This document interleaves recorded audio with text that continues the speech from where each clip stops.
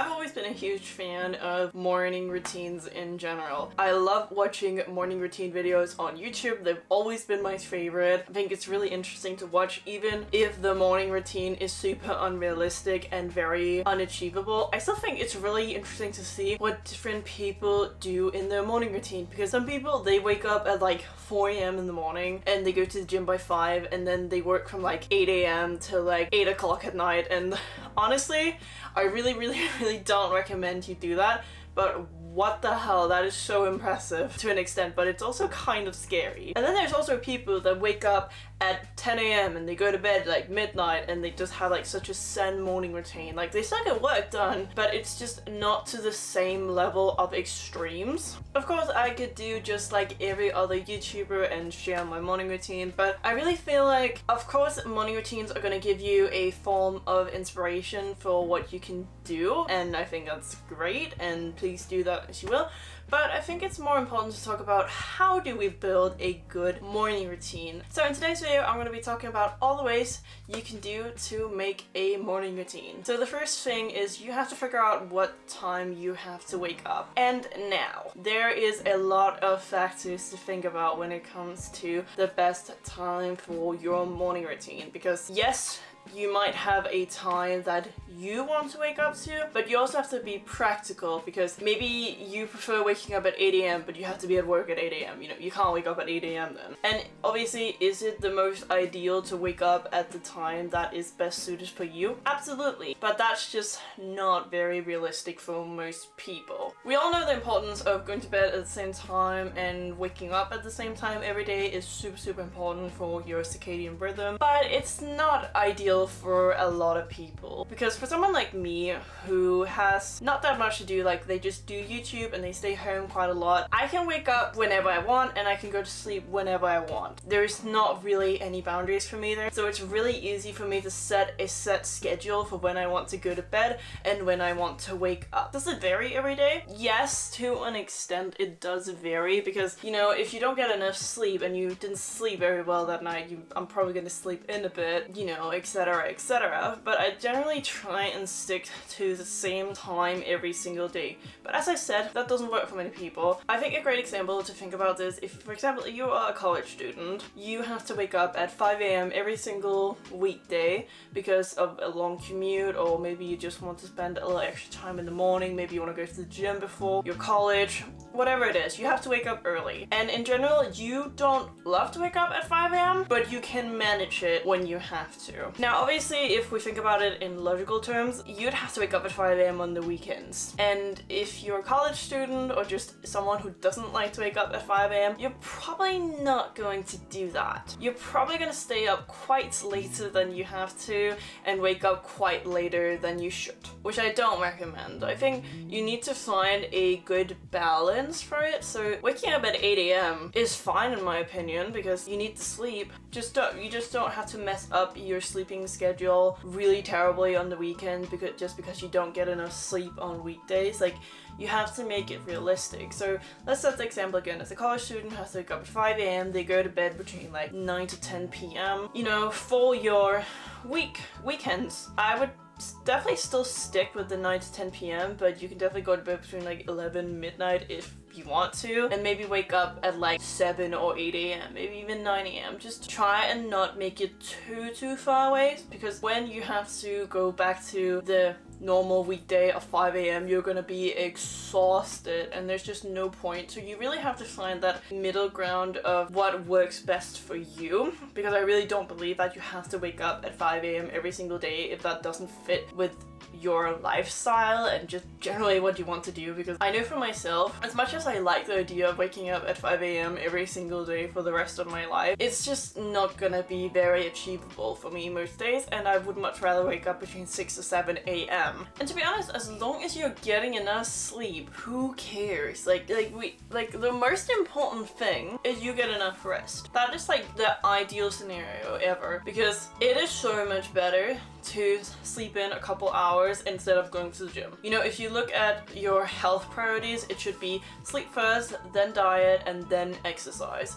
Of course they're all important, and yes, sometimes you just naturally won't get enough sleep because you know you have to be somewhere at a certain time and you can't actually change that. But when you can decide, you should sleep. You definitely should. There's no point in waking up early just because you can or because you want to. Like, give yourself the rest because that is so important. As I said, you have to really think about your wake up time as your practical time and your want to time, which means, like, you know, practical times is like I have to be somewhere at a certain time, so I might not be able to wake up at the time I would want to wake up to. And then your want to time is the time you would want to wake up if there was like nothing stopping you from waking up at that time. So try and think about that. And something you also really have to think about is you have to think about, okay, I want to wake up at this time because I want to do these certain things before I have to go do something else. I generally think you should have as much time as humanly possible to do the things you want to do. So I'm just gonna keep going with the example that you have to be somewhere at 8 a.m. and we're kind of not gonna count commute time in this as well, but I would probably wake up at 6 a.m. for that. Maybe 5:30 because I like to stay in bed for a little while, especially if I have to get up early, but it also really depends on what I want to get accomplished in the morning because generally I think having more time is better because you have more time for like the zone out times for me, because sometimes I just sit and stare at something for like 2 minutes. I'd much rather just be able to do that and take my time instead of feeling like I have to rush it. So I'd definitely say 6 a.m. for me would be a good time because then I have enough time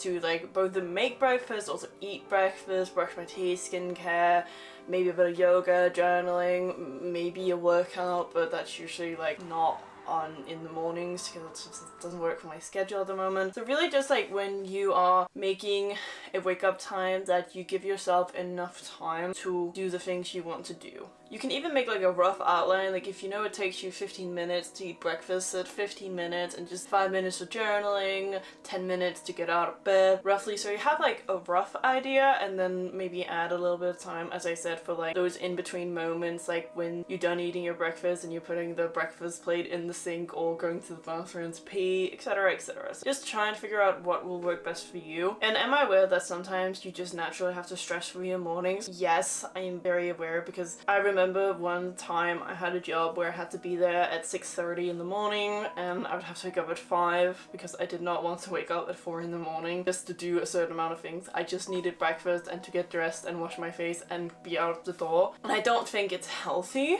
but it's definitely something, you know, like it's just life and that's just how it is sometimes. And in general, I would say you should probably give yourself 1 to 2 hours before you have to be somewhere. That's like my general rule of thumb. Now, my next tip is you should structure your morning routines based on your energy levels. So I would say there is low effort, medium effort, and then high effort.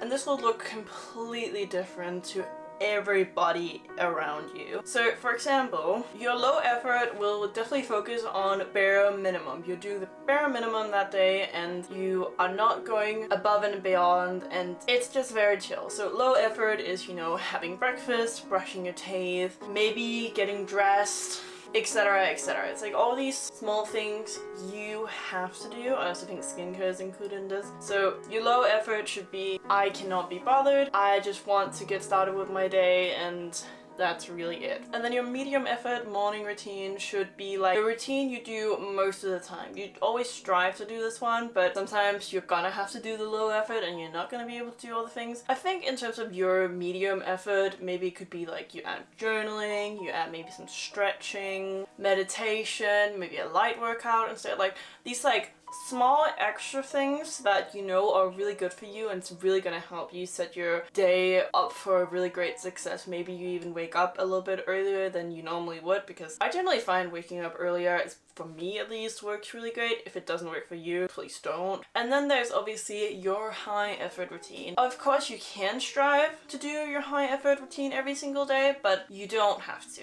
I would say my high effort for me is definitely going on a run / doing more intense exercise in the morning, or doing a longer meditation session, or writing a longer journal entry, like doing something that's longer, or doing a longer yoga video, stretch, etc. So it's kind of similar to medium effort in my opinion, but it's just like a little more. And I also think with medium effort, if you're someone that likes to wear makeup, you're probably also gonna wear makeup that day, and your medium effort might also have a little bit of makeup included, but it's just not as intense. You can also think of your high effort as like, I actually want to wake up super early that day and do all these things because I want to do these things before I have to do something else. And I am very aware of that. These routines can be mix and match. You know, you can have a super low effort morning routine, but you still go on a morning run. A low effort can also be waking up at 5 a.m. and doing the bare minimum because you literally have to be forced to do that because you have to drop your kids off at school at 8 a.m. and go to work at 9. Like, so I really think matching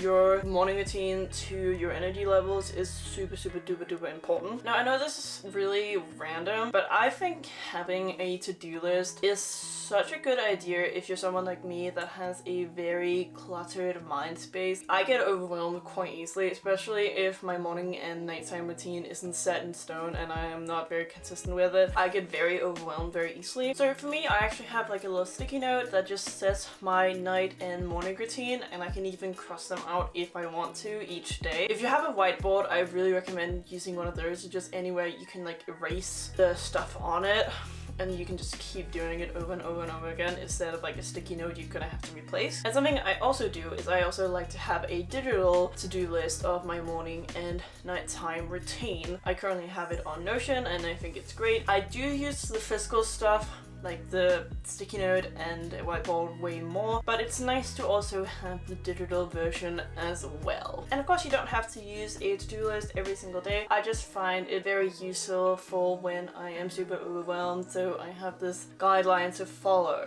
And now we're gonna jump into my different types of morning routines. I mean, I already kind of said most of it, but I still want to include it in here. My low effort will always consist of waking up, getting out of bed. I will try and make my bed, but sometimes it gets done in the middle of the day. I will always have breakfast because if I don't have breakfast, I will feel like actual death. I of course will brush my teeth even though I really don't want to. I'll do a tiny bit of skincare. Usually I will just use micellar water instead of a cleanser, and I'll always wear sunscreen. And depending on the day, I really try and get out of the clothes I have slept in, and sometimes I don't, but most times I make the effort to put on something similar, like a different pair of sweats and a different t-shirt and a bra. So that's like my very low effort, and I will do this almost every single day because I know it will set me up for a good day. And in terms of my medium effort morning routine, I don't do much extra. I will say in my medium effort, I tend to make my bed pretty much as soon as I get out of bed, or maybe I'll take all the sheets off completely and redo it because I think that really helps my bed look really lovely and nice. Do I do it every single time? No, but it's still lovely to do. And I also really enjoy journaling. If I'm not too hangry, I will probably do it before my breakfast and I'll just sit there with a coffee and do my little journaling. But sometimes it's after breakfast. It just really depends on my hunger levels that morning. And the only thing extra I'll really do besides journaling is really just like I might do a little bit of stretching, like a little mini workout at home, or I might wear a little bit of makeup that would just be like my brows, eyes, because that's like the easiest things to do. And now in terms of my high effort morning routine, I really like going on runs. I'm still very new on running and I really enjoy going on a run outside because I live in such a nice area. In terms of that, I just like to go on a morning run, and sometimes I also really enjoy doing a longer journaling session where I will write in my 5-minute journal with prompts, and then I will journal in my regular notebook about just about anything I want to. I also try, if I'm having a high effort morning routine, that I put a little bit more effort into my outfit. I will usually either wear leggings or I will wear nice trousers, but they're still comfortable. Unless I actually have to go out, then I'm probably gonna put on something nicer. But if I just have to sit at my desk, I don't want to wear jeans because that is just so uncomfortable. So I'll typically just wear leggings and a hoodie, and it's still very comfortable, but it's just like a little bit more high effort than my low and medium effort routine. And in terms of makeup, I like to do a little bit more makeup that day, and that's really it for my high effort routine. And obviously we have to be aware that sometimes I do mix and match my morning routine. Like sometimes I have such a low energy morning routine, but I still managed to go on a low effort run, I guess you can say that, because you know, it just depends on a lot of different factors. So really you can just mix and match your morning routines for your moods. And of course sometimes on my high effort I don't go on a run and I still stay in my comfy clothes, but I do a full face of makeup because why not? And this is just really trying to set an example for what you can do. This is kind of like your little free template of what you can do, and I really hope this video helped you. So that's gonna be it for today's video, guys. I really hope you enjoyed it. If you did, maybe you want to like the video, comment down below what you thought of the video, and subscribe to the channel if you want to see more of my beautiful face. Please remember to be kind to yourself and others, and I hope you have a wonderful day. Bye!